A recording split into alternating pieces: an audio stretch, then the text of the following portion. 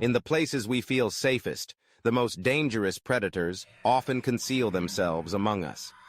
The sacred walls of a church, where community gathers for solace and connection, became the backdrop for one of the most shocking murders in recent memory. Welcome back to True Crime Hunter. Today, we're examining a case that shattered a quiet community and exposed how deception can lurk beneath the surface of seemingly perfect lives. Have you ever wondered if you truly know the person sleeping beside you? What secrets might they be keeping behind their smile, their tender gestures, their morning prayers? This question haunted the residents of Harmony Hills when they discovered the truth about Victor Hensley, a beloved church usher whose carefully constructed life collapsed when his wife uncovered what lay hidden in their attic. Victor and Lila Hensley were fixtures in their community. He greeted churchgoers with a firm handshake every Sunday, while she directed the choir with grace and passion. Their marriage seemed blessed, their devotion to each other apparent to all. Yet on a cold November evening, after the annual Thanksgiving potluck, Victor took a heavy candlestick and ended Lila's life with brutal force. The question that consumed investigators, neighbors, and eventually a stunned jury: what could drive a respected church usher to murder his beloved choir director wife? The answer lay buried in a box of horrifying evidence, evidence that revealed not just one crime, but potentially many. This case forces us to confront uncomfortable truths about trust, perception, and the masks people wear. How well do we really know those closest to us? What warning signs might we miss when we believe in someone's goodness? If this story already has you questioning everything you thought you knew about human nature, hit that like button right now and subscribe to join our community of truth seekers. Turn on notifications so you never miss a case that might one day save your life or the life of someone you love. Today, we pull back the curtain on the tragedy of Harmony Hills. Harmony Hills wasn't just a dot on the map. It was a living, breathing community of 5,800 people nestled between rolling farmland and gentle forest. Main Street boasted family-owned businesses that had served generations. Miller's Hardware, where your grandfather's account still carried weight. Rosie's Diner, where waitresses knew your order before you sat down. And Thompson's Pharmacy, where Mr. Thompson still mixed remedies behind a wooden counter worn smooth by time. Children rode bicycles until sunset without parents checking their watches. Neighbors left doors unlocked and keys in ignitions. The annual festivals, Summer Jubilee, Harvest Fair, Christmas on the Square, drew everyone from miles around, binding residents in shared tradition. At the heart of it all stood Harmony Hills Baptist Church, a white clapboard building with a steeple that could be seen from every approach to town. More than a Sunday gathering place, the church functioned as the community's compass. Town meetings, youth activities, senior socials, and charity drives all operated within its embrace. Pastor Robert Morgan had shepherded his flock for 27 years, knowing each family's triumphs and struggles. The church's basement hosted Wednesday potlucks where recipes were exchanged alongside town news. Its classrooms educated children in Bible stories and moral lessons. Its sanctuary witnessed weddings, funerals, baptisms, and holiday celebrations, marking the rhythm of life in Harmony Hills. The town prided itself on three things: its low crime rate — the sheriff's department handled mostly minor infractions — its school system, consistently ranked top in the county, and its tight-knit support network. When the Reynolds family lost their barn to lightning, the community rebuilt it in a weekend. When young Tommy Blake needed specialized medical treatment, fundraising exceeded the goal within days.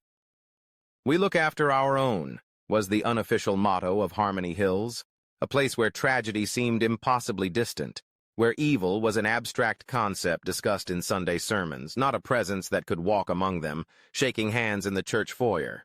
Victor Hensley stood at the church doors every Sunday for 15 years, a fixture as reliable as the steeple itself. At 42, he embodied respectability. Manager at the local bank by day, devoted church usher by Sunday. His pressed suits, firm handshake, and practiced smile earned him universal respect. The church bulletin frequently featured his name attached to community initiatives, food drives, homeless outreach, youth mentorship. 3 times he received the Citizen of the Year award from the Chamber of Commerce. "Victor's the kind of man who makes you believe in humanity again," Pastor Morgan once remarked during a sermon. "Always first to arrive, last to leave, and never seeking recognition." Lila, at 38, commanded similar admiration. Her musical gift emerged early. She earned a scholarship to the State University, where she studied vocal performance before returning to direct the Harmony Hills Choir. Under her guidance, the choir transformed from amateur to exceptional, even performing at regional competitions. But Lila's talents extended beyond music. She taught piano to local children, volunteered at the women's shelter, and dreamed of opening a music academy for underprivileged youth. Together, they appeared golden. Childless by choice, they dedicated themselves to church and community. They hosted Bible studies in their meticulously maintained Victorian home, counseled young couples, and stood as godparents to several children in the congregation. But friends would later recall subtle cracks in this flawless facade. "Victor always answered for Lila," noted her longtime friend Marissa Thompson. "She'd start a sentence, and he'd finish it. I thought it was cute back then. Now I recognize it as control." At choir practice, Lila checked her watch anxiously if sessions ran late. Phone calls from Victor would come with increasing frequency as the evening progressed. When he collected her, his affectionate embrace always included fingers gripping her elbow just a touch too firmly. Their home operated under Victor's precise rules. Meals served at specific times. Laundry folded in particular patterns. Friends later discovered that Lila maintained a notebook tracking household expenses to the penny, each purchase requiring justification. Most disturbing were the social withdrawals. Lila's college friends gradually stopped visiting. Her sister's invitations were consistently declined. Her once vibrant social media presence dwindled to occasional posts, always featuring Victor prominently. The community saw partnership and devotion. Within their home, Victor orchestrated a calculated dominance that isolated and diminished the woman they believed he cherished. October 15th marked 15 years since Lila and Victor had moved into their Victorian home. The anniversary prompted Lila to retrieve their wedding album from storage. Victor was away at a regional banking conference, the rare occasion when she had the house to herself without his monitoring presence. The attic held 15 years of accumulated memories. Lila navigated between labeled containers. Victor insisted on an organizational system for everything, searching for the box containing their wedding mementos. As she shifted a stack of Christmas decorations, her hand brushed against something unexpected. A metal lockbox tucked beneath the floorboards, partially concealed by insulation. Its presence confused her. It wasn't part of Victor's meticulously documented household inventory. The box was heavy, solid, with a combination lock securing its contents. She turned it over, finding no identifying marks, just a thin layer of dust suggesting infrequent handling.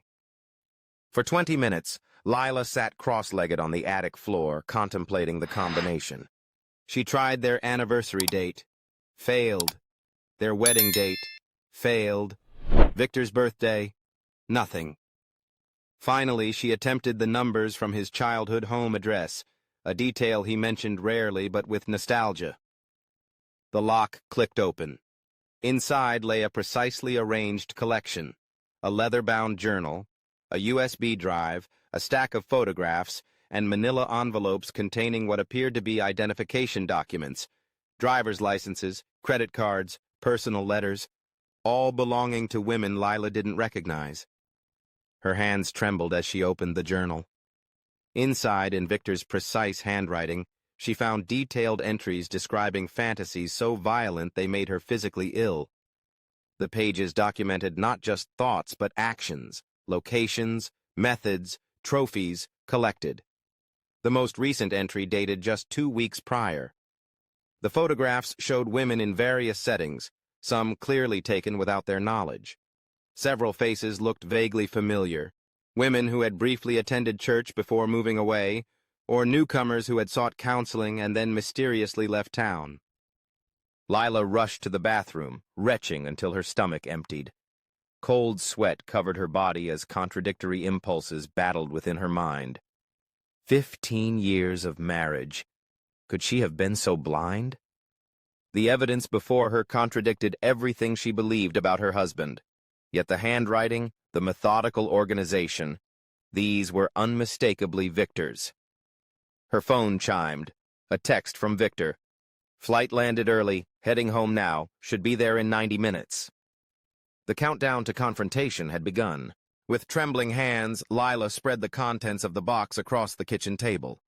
90 minutes wasn't enough time to process everything, but she needed to understand the scope of what she'd discovered. The journal provided the most comprehensive evidence, a methodical record of Victor's activities spanning nearly 12 years. The pattern emerged with horrifying clarity. Victor targeted women who came to the church during personal crises, divorce, financial hardship, bereavement, addiction recovery. His position as both usher and bank manager gave him access to vulnerable individuals seeking both spiritual and financial guidance. The journal detailed how he identified potential victims, noting their weaknesses, isolation levels, and lack of strong family connections. Rebecca Thornton, husband recently deceased, new to area, no local family, financially unstable, approached after service offering financial counseling. This entry from 2016 continued with clinical precision, describing how Victor gradually gained her trust through church-sanctioned meetings before suggesting private sessions at his office after hours. The journal documented 8 women who had completely vanished. Their disappearances, scattered across 5 years and 3 counties, never connected by authorities. Victor's entries revealed why. He ensured each woman established a plausible reason for leaving, a job opportunity, family reconciliation, or fresh start elsewhere. He helped them close bank accounts, terminate leases, and sell possessions, all while creating digital footprints suggesting they had relocated successfully. Melissa Garner, a 34-year-old single mother who joined the church in 2018, disappeared after telling neighbors she'd reconciled with family in Arizona. Her entry in Victor's journal read, "Final meeting completed. All traces removed. Personal items secured." The personal items referenced were in the box: her driver's license, a lock of hair, and her mother's ring. Most disturbing were the USB drive contents, folders meticulously labeled with women's names, containing surveillance photos, personal information, and videos of some encounters. Victor had recorded conversations where he manipulated women into revealing their deepest fears and insecurities, information he later used to control them. The most recent entry concerned Catherine Walsh, who had attended church for only 3 months before announcing she was moving to Seattle. According to Victor's journal, she never reached Washington. Her relocation had been staged just 6 weeks ago. What made Victor's operation so effective was his reputation. Who would suspect the respected church usher, the community volunteer, the devoted husband? His charitable work with the homeless outreach program provided access to women without strong community ties. His position at the bank gave him financial insights into potential victims. His marriage to Lila provided the perfect cover of respectability. For 12 years, women had vanished from Harmony Hills and surrounding communities. For 12 years, Victor had come home to Lila, kissed her cheek, and led prayers before dinner, his hands washed clean of unspeakable acts. Comment below. What red flags do you think people miss in seemingly normal relationships? Could you spot the warning signs that Lila and the community overlooked for years? 60 minutes remained. Lila photographed every document with her phone, hands shaking so badly she had to steady them against the table. She uploaded the images to a password-protected cloud account, then gathered the evidence and replaced it exactly as she'd found it. The box returned to its hiding spot in the attic. Her mind raced through options. Call the police? They'd need evidence, and Victor's standing in the community meant they'd question her credibility. Run? He'd track her financial transactions instantly. Contact Marissa? Too dangerous to involve others yet. The headlights of Victor's car swept across the living room windows at 7:42 p.m.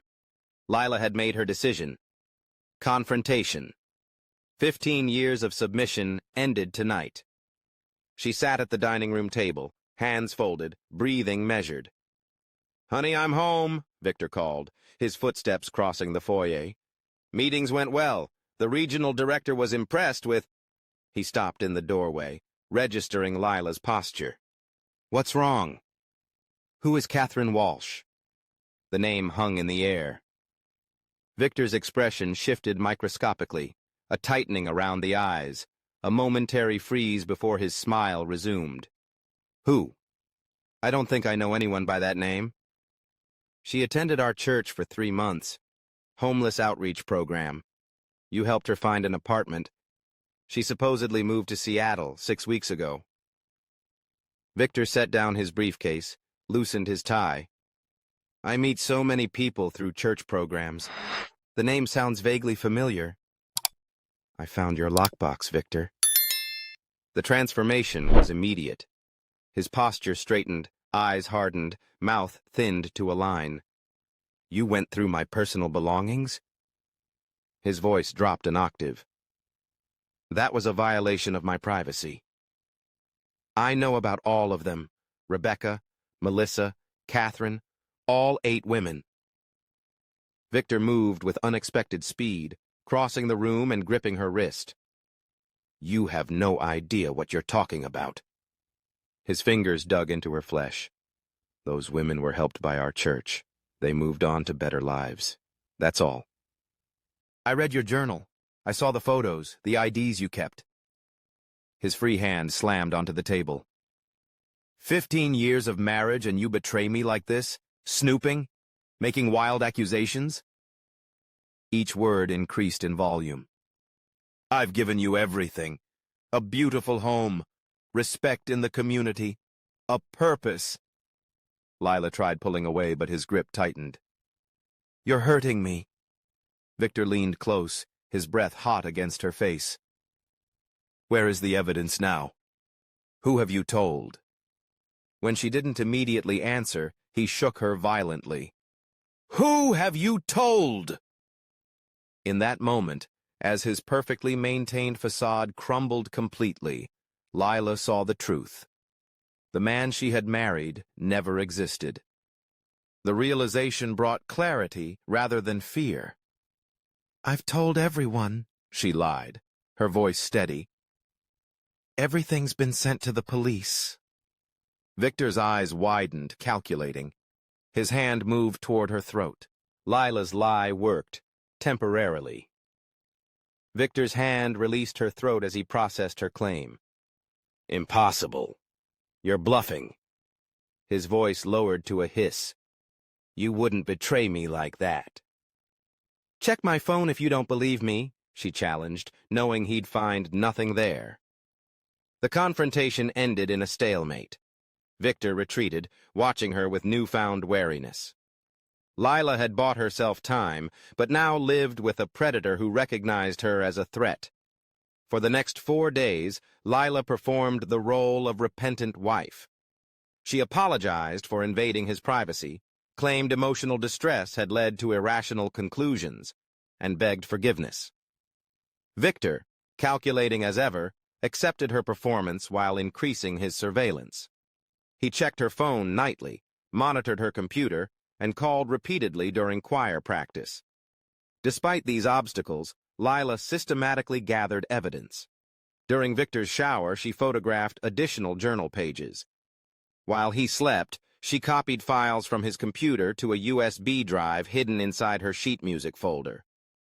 At the bank where she deposited choir funds, she opened a secret account with cash donations, creating financial resources he couldn't trace. The critical moment came Wednesday afternoon when Lila arranged to meet Marissa at the music store, ostensibly to purchase new arrangements for the Christmas concert. With Victor at work, they had 30 minutes of safety. "I need your help," Lila whispered, passing Marissa a sealed envelope. "Don't open this unless something happens to me. It contains evidence of horrible crimes Victor has committed." Marissa's eyes widened. "Lila, if you're in danger—" "I'm meeting Detective Cooper in Westridge tomorrow. I have everything documented, but Victor's watching me constantly." Together they created a plan. Lila would attend tomorrow's Thanksgiving potluck at church, maintaining normalcy. Afterward, she would claim a migraine and rest while Victor attended the deacon's meeting. Instead, Marissa would drive her to the neighboring town's police station. "He suspects something," Lila confessed. "He's removed the batteries from my car. He's checking the mileage on his vehicles. He's even counting my pills." "Stay at my house tonight," Marissa urged. "That would only confirm his suspicions. I need 24 more hours of pretending, just until tomorrow night." Neither woman realized tomorrow would never come. The annual Thanksgiving potluck transformed the church basement into a festival of autumn abundance. Long tables groaned under the weight of turkey, casseroles, and pies. Children darted between adults. Laughter mingled with the clinking of cutlery. Decorative gourds and paper turkeys created a warm, seasonal atmosphere. Victor and Lila arrived precisely at 6 p.m., his hand firmly at her elbow. They presented the perfect image. Victor in his navy sweater, Lila in a burgundy dress that matched the cranberry sauce she carried. They moved through the room as a unit, his fingers never leaving her arm as they exchanged pleasantries with congregants. "The choir sounds magnificent this year, Lila," Mrs. Henderson gushed. "That arrangement of 'Bless This House' brought tears to my eyes." "Thank you," Lila began. "I've been working with the alto section on—" "She's been practicing with them tirelessly," Victor interjected. "I barely see her some evenings. But the results speak for themselves, don't they?" Only Marissa noticed how Lila's smile froze, how her shoulders tensed under Victor's seemingly affectionate squeeze. At the piano, Lila led the congregation in hymns of thanksgiving. Her voice soared, strong and clear, while her eyes met Marissa's in silent communication. 24 hours until freedom. Victor watched from the doorway, his expression pleasant, his eyes cold. Pastor Morgan asked Victor to lead the closing prayer. He stepped forward, head bowed, voice resonant with practiced humility. "Lord, we thank you for your abundant blessings, for family and friends, for your guidance in our lives." As congregants murmured, "Amen," Victor collected Lila with mechanical efficiency. "Headache getting worse, dear? We should get you home." His concern perfectly pitched for public consumption. The drive home passed in weighted silence. Victor's knuckles whitened on the steering wheel. Lila stared straight ahead, mentally reviewing her escape plan for tomorrow. Inside their home, the facade collapsed. Victor locked the door and turned to her, all pretense gone. "I found your little hiding place. The USB drive in your sheet music?" Lila's blood turned cold. "Victor, What exactly were you planning? To destroy everything we've built? To humiliate me?" His voice remained controlled even as anger transformed his features. "Those women deserved justice," Lila whispered. Victor laughed, a sound devoid of humor. "Justice? From whom?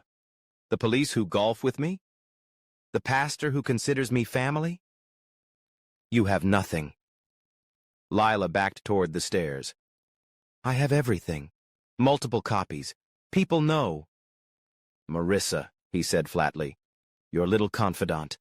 I saw your whispers. I watched you pass her something." When Victor moved toward the phone, Lila understood his intention. Marissa was next. "I won't let you hurt anyone else," she said, lunging for the landline. The heavy brass candlestick sat on the mantel, a wedding gift from Victor's parents. He grabbed it in one fluid motion, swinging with calculated force. The impact sent Lila crashing to the floor, blood pooling beneath her auburn hair. Victor stood over her, breathing heavily, the mask of civility completely gone. Have you ever seen someone's entire demeanor change when they thought no one was watching? That transformation from charming neighbor to cold-blooded killer? Share your experiences in the comments below. For 3 minutes, Victor stood motionless, processing what he'd done. Then efficiency overtook emotion. The same meticulous attention to detail that had concealed his previous crimes now directed toward erasing the evidence of Lila's murder. The candlestick, still wet with blood and hair, went into a garbage bag. He changed his clothes, sealing the blood-stained sweater in the same bag. From the tool shed, he retrieved gloves and began transforming their pristine home into a crime scene. He overturned furniture strategically, enough to suggest a struggle without blocking access routes. He emptied drawers selectively, taking only items that wouldn't be missed. The back window was his chosen entry point. He broke it from the outside, careful to ensure glass fragments fell inward. Muddy footprints, size 12, 2 sizes larger than his own, trailed from the window to the living room. 911 received his call at 11:42 p.m. "Please help," Victor sobbed into the phone. "Someone broke in. My wife. Oh God, my wife isn't moving. There's blood everywhere." When Deputy Carson arrived 8 minutes later, he found Victor kneeling beside Lila, performing CPR, his hands and shirt covered in her blood. "I just went out for ice cream," Victor explained between heaving breaths. "She wanted vanilla. She always wants vanilla after potluck. I was only gone 20 minutes. The performance was compelling. Victor alternated between stunned silence and desperate pleading as paramedics pronounced Lila dead at the scene. His timing, however, contained the first inconsistency. The nearest ice cream shop closed at 10 p.m. on weeknights. Other small errors accumulated. The window latch had been unlocked before being broken. Muddy footprints showed no variation in pressure, impossible in genuine walking. Most damning, Deputy Carson noticed a smudge of blood behind Victor's ear. Impossible to explain if he'd discovered his wife after the attack. "Mr. Hensley," Carson said gently, "I need you to come down to the station to make a formal statement. Standard procedure." Victor nodded, wiping tears. "Anything to help find who did this to my Lila." Detective Lauren Moss arrived from the county sheriff's office at 2 a.m., bringing fresh eyes to the case. Her initial walkthrough of the crime scene raised immediate questions. The broken window showed no disturbance in the dust on the sill. The muddy footprints revealed identical pressure patterns, suggesting they'd been created while standing in place rather than walking. The living room contained obvious signs of struggle, yet valuable electronics sat untouched. "This isn't a robbery gone wrong," she noted to her team. "This is theater." Forensics technician Miguel Reyes identified blood spatter inconsistent with Victor's narrative. If she was struck while facing an intruder near the window, blood would project forward. This pattern indicates she was facing away from her attacker, toward the phone. The timeline collapsed further upon examination. Victor claimed to have left for ice cream at 11:15 p.m., yet neighborhood security cameras showed his car hadn't left the driveway since their return from church at 9:32 p.m. The investigation accelerated dramatically when Marissa Thompson arrived at the station the following morning, clutching a sealed envelope. "Lila gave me this the day before she died," she explained, tears streaming down her face. "She made me promise to give it to police if anything happened to her." The envelope contained a USB drive, handwritten notes, and photographs of documents, evidence that Lila had methodically collected before her death. Detective Moss plugged in the drive and found herself staring at Victor's journal entries, photographs of missing women, and a recorded phone conversation between Lila and Catherine Walsh's sister, who confirmed Catherine had never arrived in Seattle. Meanwhile, a search of the Hensley home uncovered Lila's sheet music folder containing additional evidence. Most revealing was her choir notebook, where musical notations concealed a coded record of Victor's activities, locations, and dates, perfectly aligned with the disappearances of 8 women across 3 counties. Detective Moss expanded the investigation, interviewing church members who provided critical context. Victor always insisted on driving women home from evening services if they came alone, recalled elderly Deacon Frank Williams. Said it was his Christian duty to ensure their safety. Church Secretary Louise Bennett remembered, when Rebecca Thornton disappeared, Victor organized the search party. He seemed so concerned, checking areas where we now know she couldn't possibly have been. Most damning was the testimony from Harmony Hills bank manager Patricia Klein. Victor specifically requested handling accounts for women in financial distress. He called it his ministry. I thought it was admirable until now. With each revelation, the isolated incidents formed a pattern of predatory behavior spanning more than a decade, and Lila's murder represented not a crime of passion, but a calculated elimination of the one person who had discovered the truth. 9 months after Lila's murder, the county courthouse overflowed with spectators. The trial of Victor Hensley divided Harmony Hills into factions. Those who could not reconcile the church Usher they knew with the monster described in pretrial hearings, and those who remembered subtle warning signs they'd dismissed for years. Prosecutor Elaine Winters built her case methodically. The evidence shows not just the murder of Lila Hensley, but a pattern of predatory behavior spanning more than a decade, she told the jury during opening statements. 8 women vanished after contact with the defendant.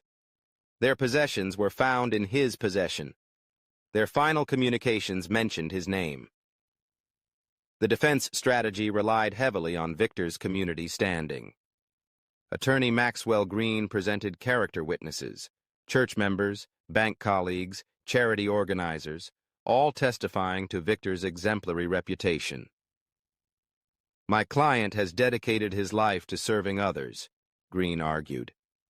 These accusations represent a tragic misunderstanding of his charitable work with troubled individuals.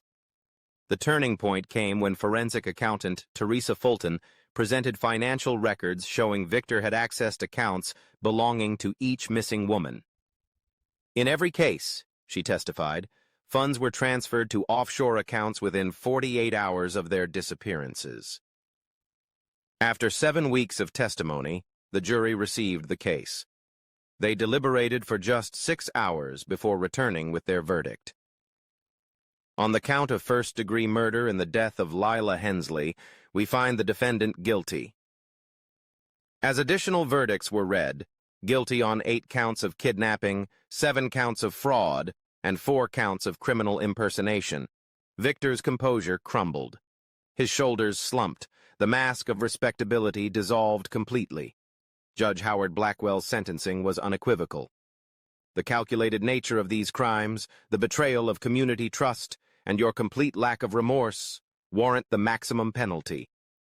He sentenced Victor to life imprisonment without possibility of parole, plus consecutive terms for the additional charges. As officers led him away, Victor turned toward Pastor Morgan sitting in the gallery. "You should have seen it," he hissed. "None of you saw anything." Harmony Hills would never be the same. The community that once prided itself on safety and neighborly trust now grappled with how evil had flourished among them undetected for years. The healing began with truth.